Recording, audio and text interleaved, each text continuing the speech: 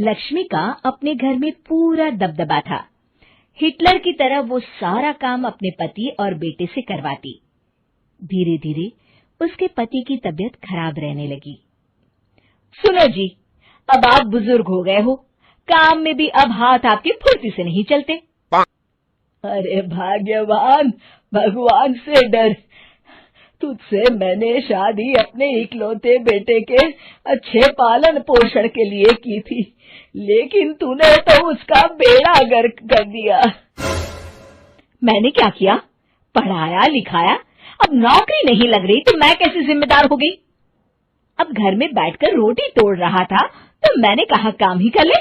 एक तो भला करो और ऊपर से बातें सुनो। तभी सारंग वहां आ जाता है। बहुत भूख लगी है माँ, कुछ खाने को दे दो। अब तुम्हारे पापा का हाथ तो चल नहीं रहा है। मैं ही जा रही हूँ आज किचन में, बनाती हूँ कुछ। हे भगवान, कैसे होगा इतना काम मुझसे? लक्ष्मी किचन में काम कर रही होती है कि तभी अचानक उसे आइडिया आता है। अरे मैं भी ना, अरे यहाँ तो फ्री की नौकरानी ला सकती हूँ मैं, फिर मैं क्यों खाना बना रही हूँ? उस दिन लक्ष्मी सारंग की पसंद का खाना बनाती है और बैठकर उसे बड़े ही प्यार से खिलाती है। खा ले बेटा, खा ले, पेट भर के खा ले। अरे रुक, मैं तेरे लिए ना गर्मा गर्म रोटियां लाती हूँ। सारंग और उसके पिता एक दूसरे की ओर बड़े ही हैरानी से देखते हैं। बेटा सारंग, जरूर दाल में कुछ काला है, वरना ये औरत तो हमें बासी खाना भी सुकून से ना खाने दे। सुनील की बात लक्ष्मी सुन लेती है और जोर जोर से चिल्लाने लगती है। अरे हाँ, भलाई का तो जमाना ही नहीं रहा। एक तो आग में खुद को जलाकर तुम लोगों के लिए खाना बना रही हूँ और ऊपर से तुम्हें दाल काली लग रही है। अरे माँ, पिताजी का ये मतलब नहीं था, तुम बुरा मत मानो। अरे हाँ बेटा, तू कहता है तो मान लेती हूँ। लक्ष्मी सारंग के पास बड़े ही प्यार से बैठ जाती है और फिर कहती है, बेटा मैंने ना तेरी शादी करने की सोच ली है। अब तेरे पिताजी के हाथ भी नहीं चलते तो सोच रही हूँ तेरे लिए बीवी ले आऊं।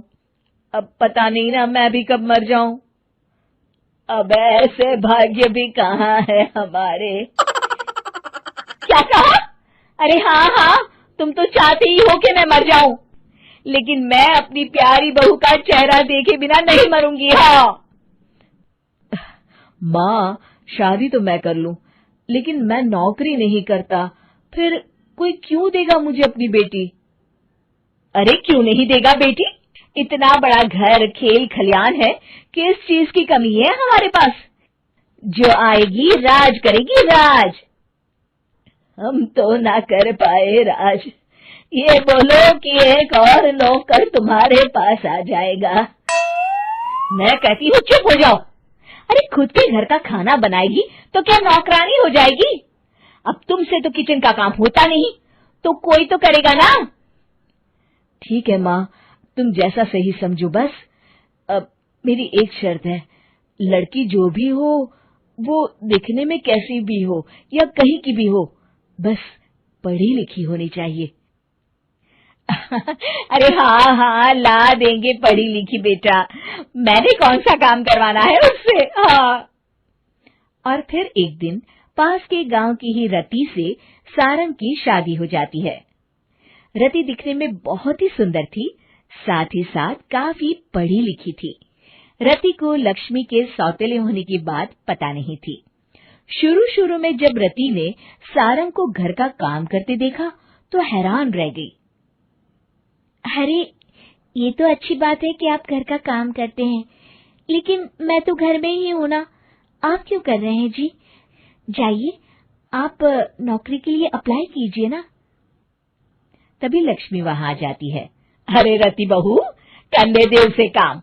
और हाँ, मेरे घर के कुछ नियम है, कायदे हैं, यहाँ बीच में ना ही बोलो तो तुम्हारे लिए अच्छा होगा।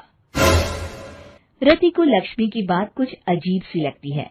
वो समझ नहीं पाती है कि वो ऐसा व्यवहार क्यों कर रही है, लेकिन उसे लक्ष्मी के सौतेले होने के बारे में कुछ पता नहीं चलता है।